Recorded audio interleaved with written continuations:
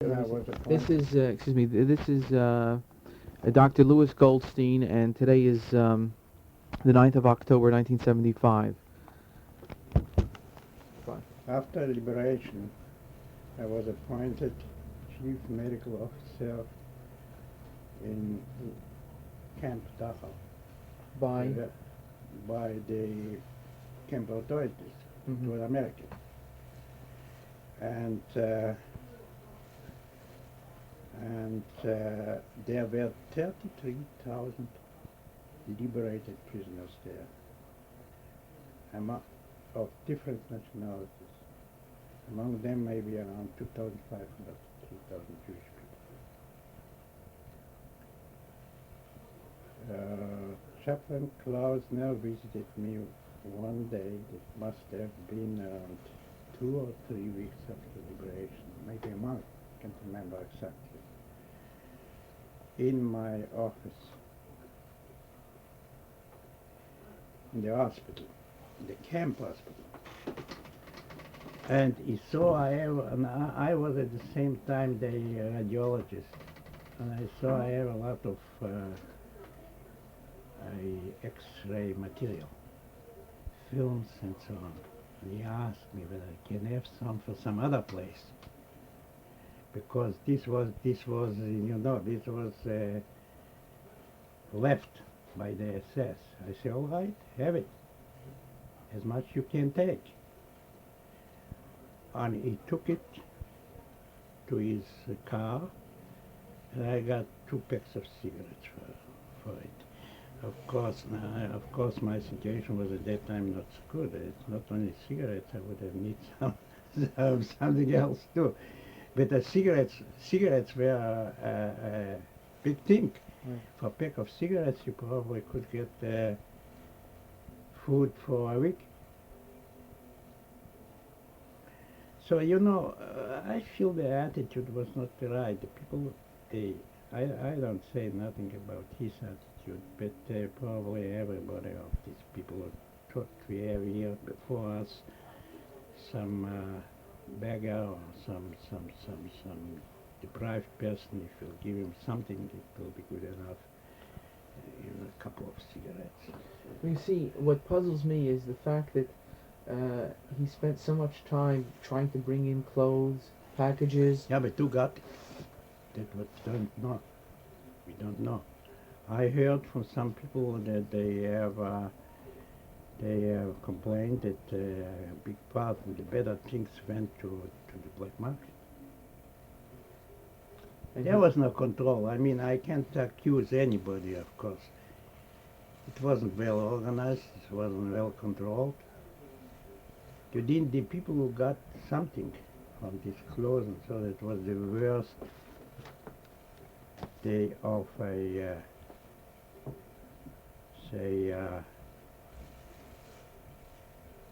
something which you even couldn't sell it on the black market. Of the worst quality. The good things disappeared immediately. Do you think that How it disappeared, I don't know. But a lot of people thought that I don't know. I can't accuse anybody. I wasn't there. I wasn't inside. I was on the outside. I watched it. And the general feeling was? Some who were close to the administration, I call it administration, I mean Jewish administration, were very satisfied. And the rest, I don't know. I heard complaints. Maybe the complainers came to me. The people who were satisfied who didn't say anything. But this is well known because it wasn't well organized. I myself have wore the striped prisoner uniform some 6 weeks after liberation. Because I couldn't get, and nobody offered, and if I would ask somebody, I wouldn't have gotten it.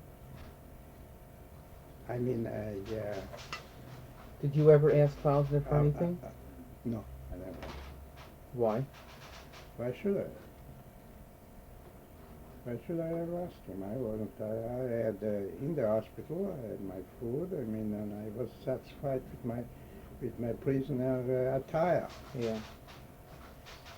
As a matter of fact, I met him once in Munich. I went over, and he said, "Why you wearing this?" I said, "I haven't got anything else. I'm wearing this prisoner's floor, prisoner's attire." He said, "I don't have, didn't have anything else. It wasn't something shameful at that time."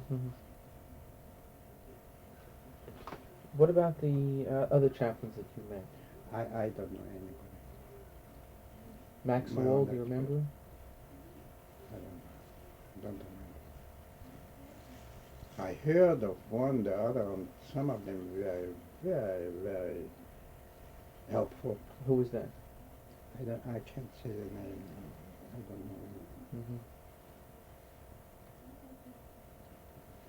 Klausner, I think maybe because he did too much. I think he was really very active in this. Therefore, maybe these criticisms. Maybe.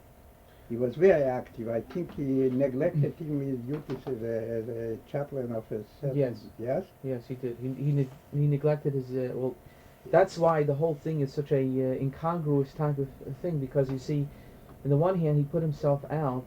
Yeah. He could have been court-martialed and sent to jail because he neglected his duties. And why did he neglect his duties?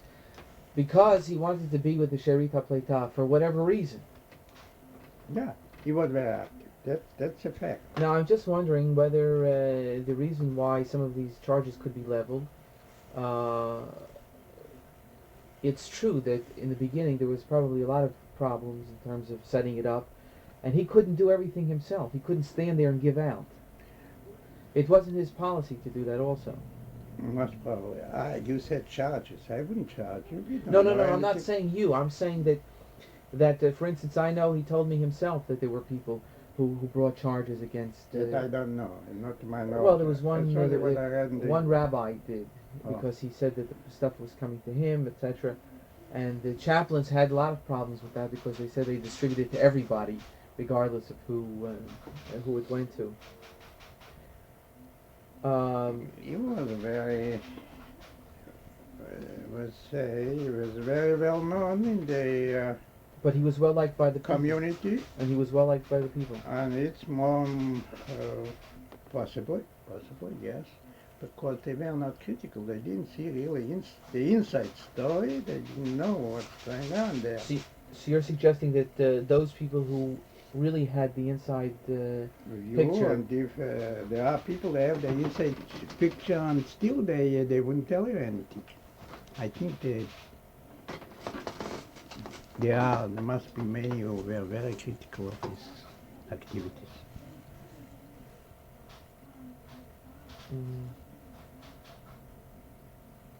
See, I have to put it into proper perspective. You have to putting it, because how can you now, after 30 years, find out what was really the case? But of course you can... Well, if you tell me that, for example, the Sherita Pleta volumes were given to people... Sent out by mail to many people here in the United States, and there was a fee for it, and I think... In the United States, price but not in Europe. In Europe, did they charge? In Europe, I don't know. I know in the United States. Europe, I don't know. Europe, nobody would pay anything for it. Oh, I see. I was under the impression that he was charging the Sherita Pleta for this. No. Nobody would give me a penny for it. So we're really saying they didn't have money. How could they? Right. Well, I thought that these people would have found some. No. He mailed it out. And probably he mailed it. Postage without postage didn't cost him anything. Right, he's probably sent it to the...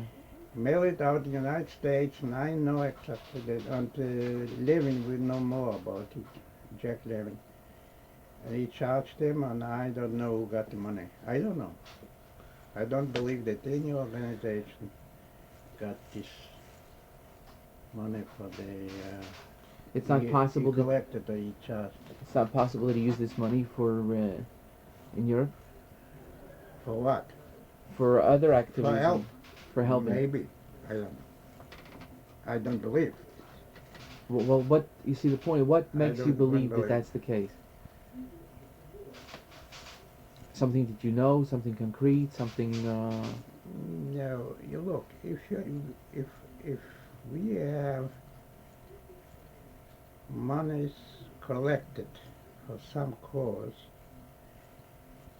somebody has to overlook it or to have control over it. Some organization, it's not that I did it, it's done somewhere with the Hasidic rabbi, he puts it in his pocket and then he gives it to whomever he wants. But basically, he was operating it like that. But that's not right. It Well, should what be, was it should be organization and yeah, but the control of organizations, monies. yeah, but the organizations in the United States should have come to the rescue in 1945, as soon as the liberation took place. As you remember, there was no JDC representative until much later. That's true. So who do you give to? You see, I have course. letters from chaplains complaining that this is not their responsibility, this is not their job. There should have been the Jewish organizations like the Absolutely. JDC. That's true. So we're talking about a period, and I don't mean to No, I mean, we I'm don't just trying to- accuse anybody. no, but I'm just trying to say within the context, from the way I view it. Now, maybe that's wrong, but the way I view it was a very chaotic situation, where these chaplains were thrust into a situation where they shouldn't have been, because there should have been qualified people who didn't have to take on their own responsibility to help these victims, these survivors. American jury was very remiss in this, I believe. Yeah, that's So he was That- acting like the that is, Hasidic rabbi for quite some time. a separate chapter. But I think our this money should have been a control because I don't know what Well, later there was a control by the Central Committee. Central Committee. I don't believe it. They didn't have any control over him. He had control maybe over the Central Committee, but not vice versa. You believe that he ruled the Central He Committee? he had a big influence. Now they are not in good terms. Why? On good terms, Dr. Greenberg and he. Why? But they were very close friends, and they at that time, and Greenberg was the president of the Committee of the Liberated Jews. That was called. Right. So he had influence there. How it was done, I don't know. I don't believe that the money he collected for these volumes went to the Central Committees. Central Committee. So basically what you're saying is that there are a number of people who believe that this money was used for his own personal use. That I of course can't say. How can I say? I don't know. Maybe he used for this money. He used for helping people. Yeah, I understand, but Maybe. the mere fact that you even raise the question Of course. is an important point. Maybe he used it for help for some people he thinks need or deserve the help. Already at that time there were differences. Who deserves, who doesn't deserve. What was that based on? Friendship, on influence. I don't know the same as ever. Especially in the Central Committee, it was a terrible place. The Central Committee wasn't so clean. Mm-hmm. There are rumors, of course, there was done some on the black market, so there are rumors. I say rumors. I don't know. I wouldn't have any proof. You know, it was a time chaotic in respect to law. So could expect it. Later on, I heard it did a lot of business in currency exchange because all of a sudden the German mark was stabilized. And then was the military their own special money. Script. Script, they call Yeah. it, yes. It was some black market with these two. Okay. So it's a complex, See, well- complicated matter. See, my point was that that I knew that they were dealing with the chaplains. Generally, were dealing with black market. The point was always who were they using it for? If they were dealing in black market, I don't think that's a question or a problem in terms of right and wrong.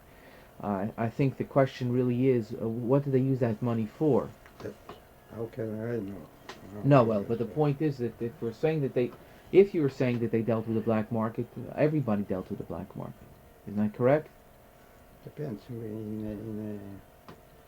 There was one chaplain, for example, that used to pay for Jewish lives with cigarettes, which was against the American regulations. Now, are we going to say that he was wrong? What do you mean for Jewish lives? But what is it? Their life was after liberation, not in danger. Well, but he was bringing them in from the outside. From other countries. That's right. I mean, until They were bribing border guards. yes, that's from other. Yes. Well, so what they did was quite illegal. Yeah, but this is not considered. I mean, black market. It's illegal. Well, the American government did. They almost court-martialed the man for it. See, for me to say so, to make a statement, I'd have to say that the individual was dealing in black market for himself. Now, I know cases where chaplains were doing that. There are about 3 or 4 chaplains who were involved in that. That was a later period. I don't know. Well, I have documentation for that effect. But so that's not my problem. I'm not worried about. I don't want to paint them as saints, but I don't want to paint them as all sinners either. I want to get the whole story, and I'm just trying to understand at what point was it illegal. At what point, if they made it for themselves, then there's no question. No, I don't think, but something. Probably something was Went for them. advantage. They had some kind of advantage. Sometimes I don't know. Now what? But you see, we have to be very specific. Look, we don't Did a man accuse then? anybody, Did a man take this money and then go home to the States and buy himself a house? Potato, maybe. Maybe some did it. Some, I don't know who. So maybe it was a possibility. I think some came back very rich from there. I was surprised sometimes seeing,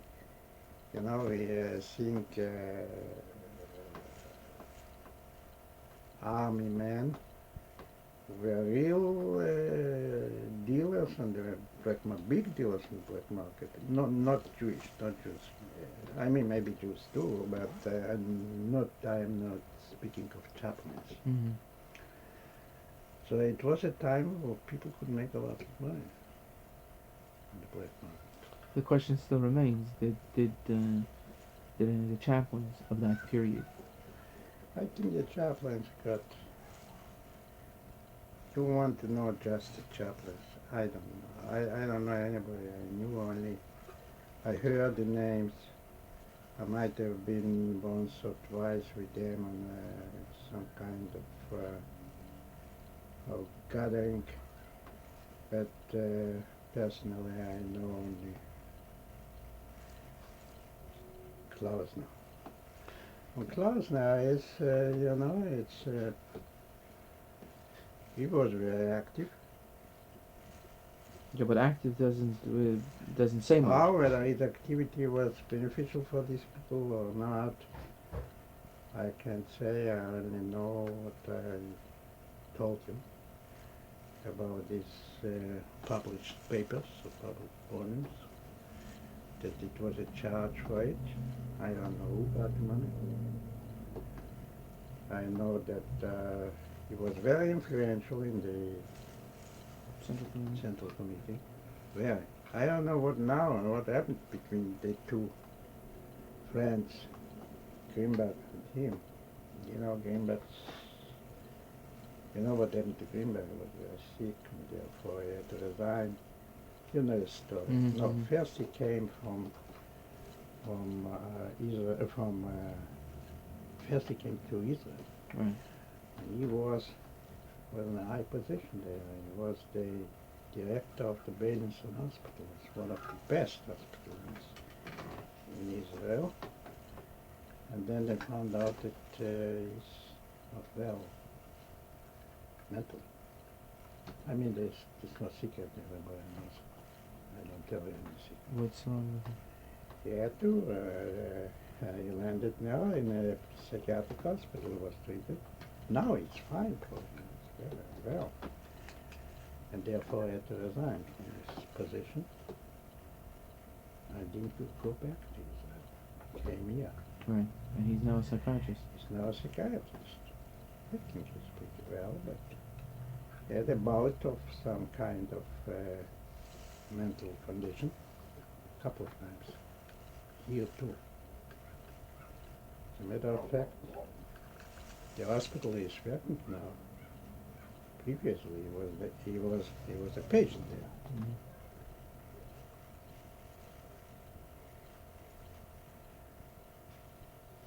Generally, I believe that the chaplains didn't work closely with the Central Committee. Isn't it so? I don't know. Yeah, just Klausner. Just the Yeah. one. Well, afterwards, the Central Committee became very politicized, and it was more based on the Israeli system of parties. Yeah, it's right from the beginning. Right. Well, Klausner disliked that very much. Well, that's what he says. Yeah. I think in spite of his dislike, he was very up to the end of his tenure there. Right.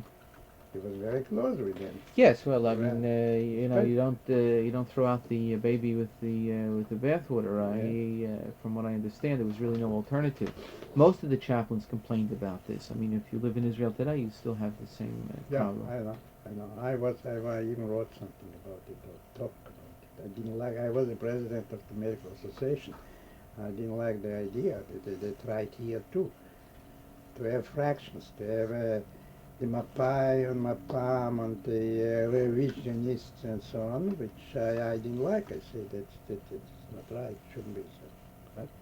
Well, from what he said, he also didn't go for that. So, but he has what, But there was really nothing you could do. It's no, like, you couldn't do anything. No. Maybe this was the right system for this period, or for this time, or for these people. It's divisive at any period, in my judgment. It is divisive. It hasn't helped Israel in any way. It's true. I think Ben Gurion tried, and he said that he would have liked to see in Israel a two-party system. Right, but well, these people had too much of a hold on what was going on. Was there anything else that you wanted to add about the chaplains?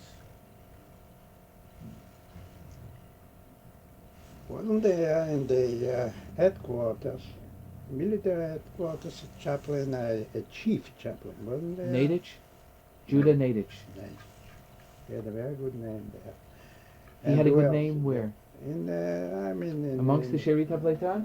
I don't know. Among the people who looked from the outside. He was Nadich. Who else was there? There was a Brownie, Max Brownie. My brother did not. There was an Abramowitz. No. There was Yeah. a Schachter, Herschel Schachter.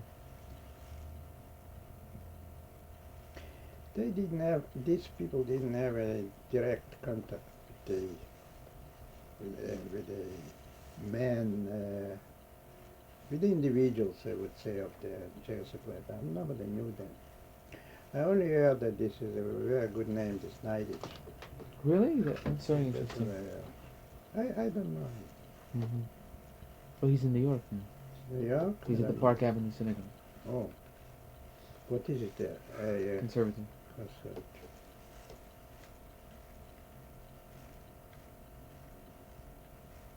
So what I can tell. Okay, thank you very much. Can I hear it?